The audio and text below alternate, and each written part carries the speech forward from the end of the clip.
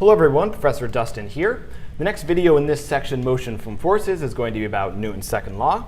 And specifically what I want to do is I want to study the normal force. So first let's write down Newton's second law. So normally we write F equals ma. What I want to do is I want to move that around a little bit and write the sum of the forces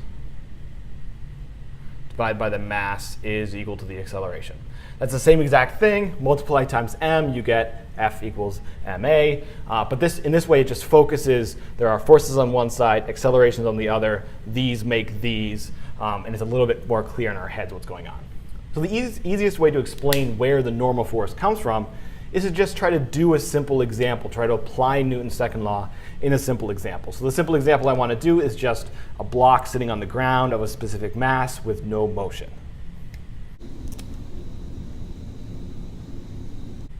So there's my block. I'm going to give it a specific mass m, whatever it is, and I'm going to say it has 0 acceleration. So if I want to apply Newton's second law, okay, I know what the acceleration is, it's 0. I know what the m is, it's whatever mass is given to the block. I need to know what the sum of all the forces is. So if we're going to apply Newton's second law to this situation, what we want to do is write down all the forces. Well, it's very easy to identify one force. Since we have a mass, we know that one force on this block is going to be the gravitational force. Any mass in the gravitational field of the Earth has a gravitational force. It's called Fg. And in fact, the gravitational force is nice because it always has the same form. It's always mass of the object times the gravitational acceleration, 9.81 meters per second squared. And in this case, since I know what m is, I know what mg is, and I know what fg is. OK, great. So now I should say, OK, what other forces can be acting on this block? Well, should there be other forces acting? Well, so we know that if you add up all the forces, that tells you what the acceleration is. I have one force. If that force is the only force, then there's an acceleration. It's pointed downwards, but I've already said the acceleration of this block is 0. So from that perspective, just a simple sort of conceptual understanding of the problem, we know that this can't be the only force because I have a statement right here. Part of the assumption of the problem with the acceleration is 0. It can't be the only force because then the block would be accelerating downwards. It's not. So obviously there needs to be another force. So we should start thinking what other objects can be acting on this block besides the Earth. Well, obviously there's a floor here or some kind of flat surface. So the flat surface is acting on the block through a contact interaction. Anytime two objects are touching, they interact via a contact interaction. In this case, this contact interaction is acting perpendicularly to the surface. It's holding the block straight up. So it's acting in this direction. It's a perpendicular force, so we generically call that the normal force. Normal in this situation means perpendicular to a surface. That's the mathematical definition of normal, not normal as in the English definition, usual or regular. OK, so now I have two forces. In principle, I could add up those forces, then I could get 0. I don't know if that's necessarily going to be happening. But in principle, that could be happening. So OK, what other forces could we have acting on this block? I can't think of any because there's only Earth, the surface, and the block.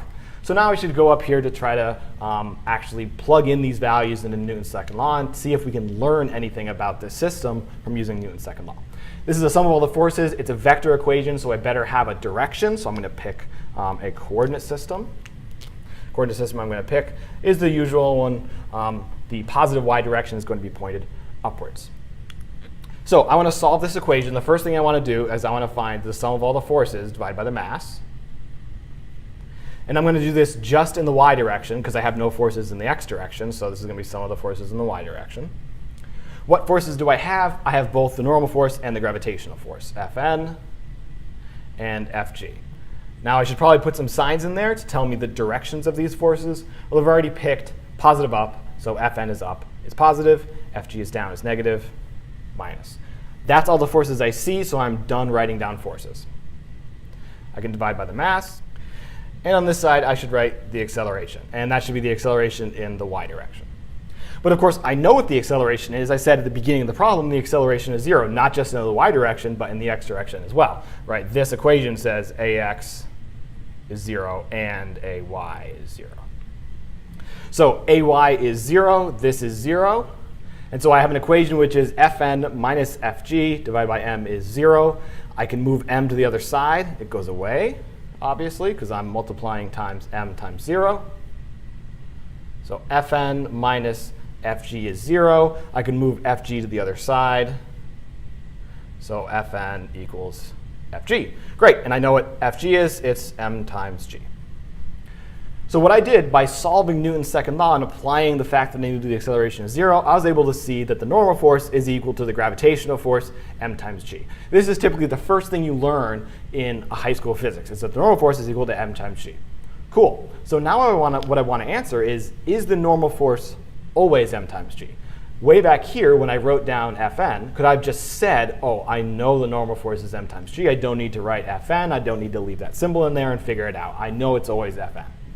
Well, the answer is that no, the normal force is not always mg. And to prove that to you, what I'm going to do is I'm going to change this situation around a little bit. I'm going to add another force to the picture.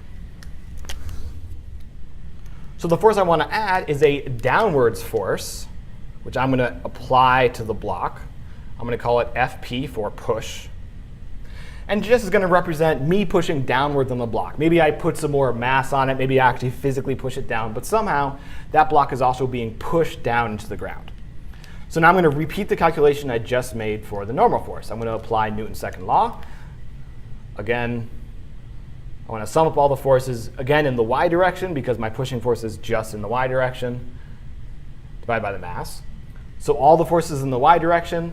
Again, I have the normal force. The normal force is pointed upwards. It's positive. I still have the gravitational force pointed downwards. It's negative. Now I have the pushing force, downwards, negative sign. That's all the forces. Before I had 2. Now I've just added one more. Divide that by the mass. And again, because I'm done writing down all my forces, I can now finish Newton's second law and write the acceleration in the y direction. I can do the same thing again and just set the ay to be 0, because again, that's part of the assumptions of the problem, is the acceleration is 0 in the y direction. So that's 0, and now I'm repeating the same kind of calculation. Multiply times the mass. Anything times 0 is 0. I get Fn minus Fg minus Fp is 0. And again, I want to solve for the normal force. So I'm going to move everything over there. Fn is Fg plus Fp. And again, I can write mg for Fg.